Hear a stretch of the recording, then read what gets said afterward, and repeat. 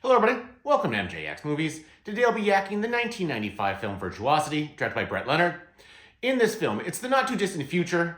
Convicts are being used to help train police simulators.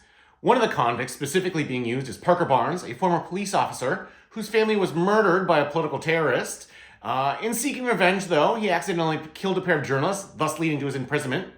Specifically, the AI he's working on is called SID 6.7. It's a combination of history's worst murderers. Although I would argue at least two of the profiles that we are shown as being a part of SID 6.7 didn't really do any direct killing themselves. And all of this is being written by a criminal psychologist. One of the programmers of SID 6.7, we're going to call him Sid from here on out, decides to help liberate him to the real world using a glass synthetic body. He does so, and shockingly, Sid goes on a murderous rampage. So Parker Barnes is offered the possibility of a pardon if he successfully hunts down and captures/destroys Sid. He accepts, and he's joined by the criminal psychologist.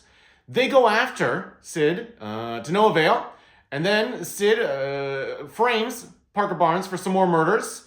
Then he also releases Parker Barnes, taunting him to come after him to continue their game, so to speak. There's a final showdown, or so we think, and Parker does best Sid.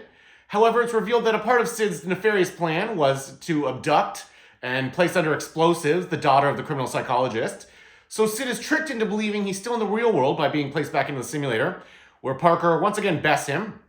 Then Parker has to defuse all the bombs around the criminal psychologist's daughter. He does so and walks off literally into the sunset. So this movie stars Denzel Washington, Russell Crowe, and Kelly Lynch primarily. We've also got some appearances by William Fichtner, William Forsythe, Louise Fletcher, Kevin J. O'Connor, Costas Mandylor, and a very young Kaylee Cuoco as the daughter.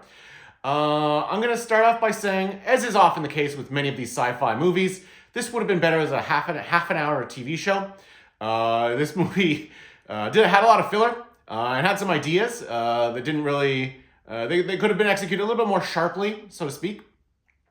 Also, Denzel Washington's character in this movie has effectively a Winter Soldier arm, and it doesn't really get used as coolly as it could have, as coolly as we see in the future in the actual Winter Soldier film.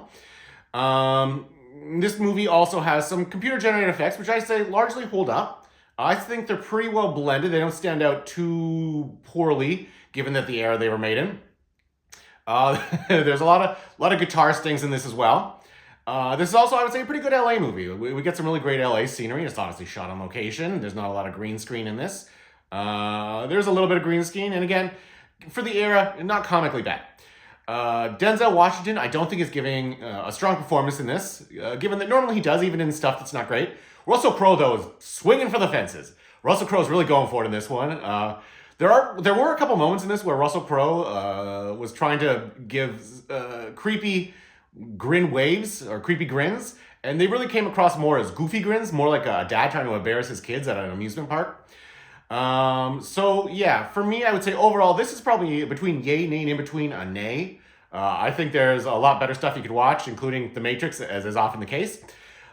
Maybe though, you're a big fan of 30-odd foot of grunts, in which case you want to see its frontman really give a hammy performance, in which case I would give this one a big yay for you. Let me know what you guys think in the comments, though. Like and subscribe. Cheers.